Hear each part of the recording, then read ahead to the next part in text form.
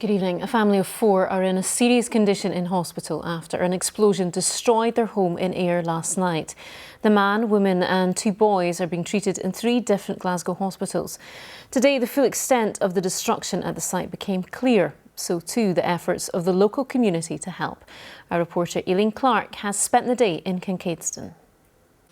A house turned to rubble and those on either side left open to the elements. The surrounding area covered in tons of debris, the destruction caused by last night's devastating blast. Emergency services arrived in large numbers here last night at the Gorse Park area of Ayr as a major incident response got underway to evacuate surrounding streets. The explosion was heard for miles around, but those in the streets nearby felt it too. Bomb, looked like a bomb, genuinely thought somebody had.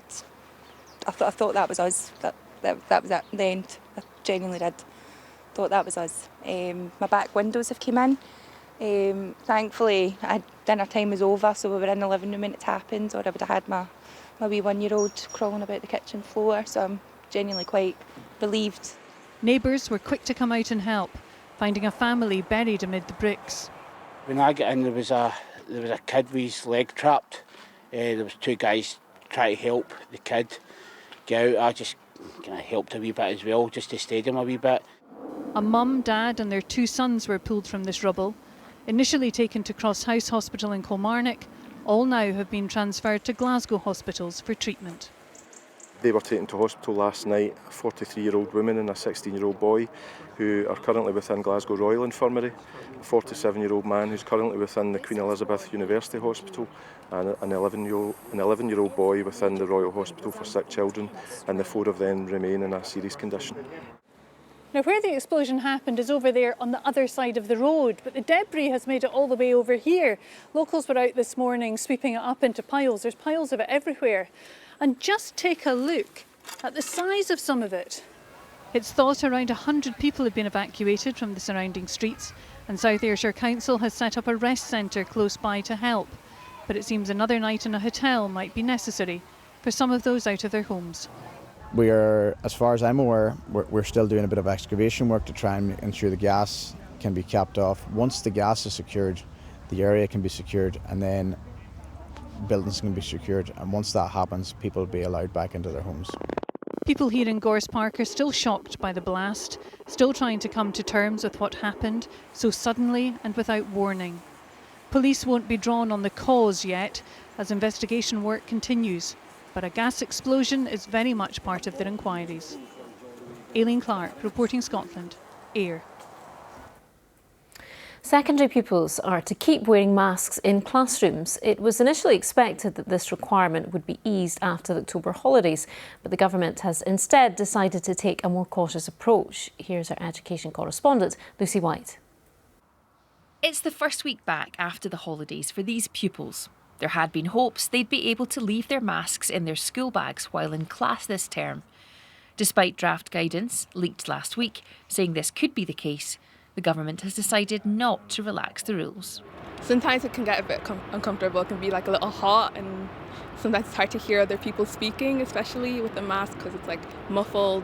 So when the teacher's at the front with a mask on, you can barely hear her even when she is talking loud or he or whoever's teaching, so it is a big struggle. I mean, it is here to protect us. At the end of the day, it's not necessarily a bad thing, so yeah, I think it's not harming anyone, so I think it's a good thing.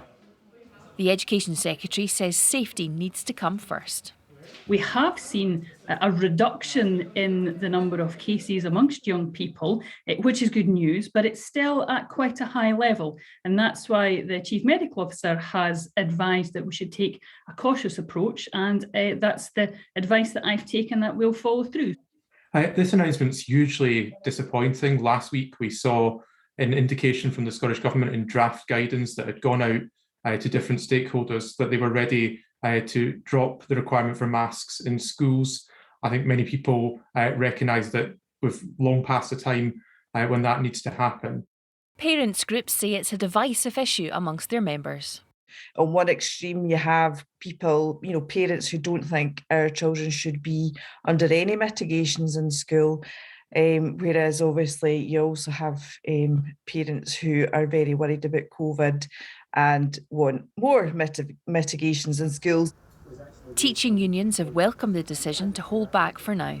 If we don't have the level of the virus under control, we're going to have young people off school, we're going to have members of staff off school, and that's going to be more disruptive to learning. So, there was a kind of short-term view that it would be nice to get back to face-to-face without masks. There's a longer-term view that says, let's be sensible here. The Scottish Government says it will review its safety rules for schools on a weekly basis and not keep them in place any longer than necessary. Lucy White, reporting Scotland. Scotland has missed out on UK government backing to develop its first carbon capture and storage facility. It had been hoped the Acorn project at St Fergus in Aberdeenshire could be ready by the middle of the decade, but the first development will instead be on the Humber and around Liverpool. The Celtic manager Ange Postecoglou has praised his players for not taking their foot off the pedal in a 2-0 Europa League win against Hungarian side Ferencváros.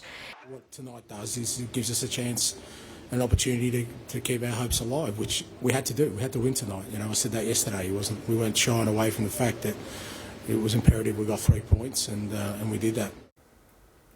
Christopher's here with the weather. Hi there. Hi Laura, thanks very much indeed. Good evening to you. Not as mild as last night, but certainly not cold and predominantly dry. We've got a few showers affecting Argyll in towards the Highlands and Islands and some rain towards Shetland, but temperatures overnight for most 9 to 11 Celsius, although quite breezy. And that's how we start things tomorrow morning on a rather dry and bright note, certainly compared with this morning. Temperatures 9-10 Celsius at 8 a.m. and climbing further through the course of the day. We do have a thicker cloud affecting Lewis and Harris, with that rain moving south, starting the day across Shetland but drifting in towards Orkney as we head through towards lunchtime. So as we head through towards lunchtime elsewhere, you can see it's predominantly dry with some brighter skies. Some rain towards the north of England, perhaps just drifting in towards parts of Dumfriesshire, and heavy thunderstorms through parts of England and Wales in the morning, easing off by afternoon. A bright and sunny afternoon for Northern Ireland.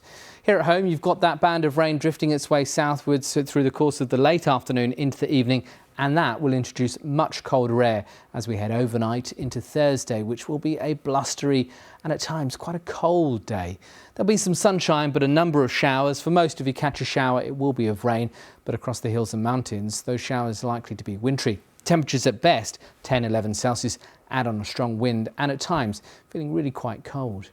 Looking ahead to Friday, well, still those cooler conditions, but the wind's a little bit lighter, perhaps not feeling quite as chilly. Temperatures around 11 degrees by mid-afternoon. That's the forecast for now. OK, thanks, Christopher. And that is Reporting Scotland. Our next update is during breakfast tomorrow morning. In the meantime, from all of us here in the Late Team, enjoy your evening. Good night.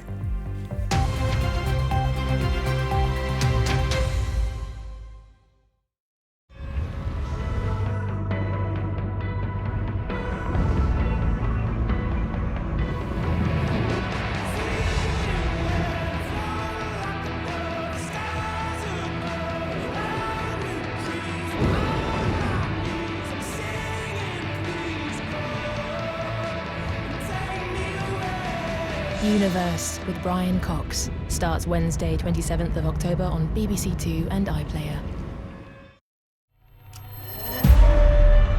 Who are you? I'm the doctor. This is Raz. This is Dad. Why don't I know about this? And who else does? Run for your life! Maybe we should have broke that seal a little bit more gently. What is that? Our final fight has begun. There's no use being squeamish. We've got the future to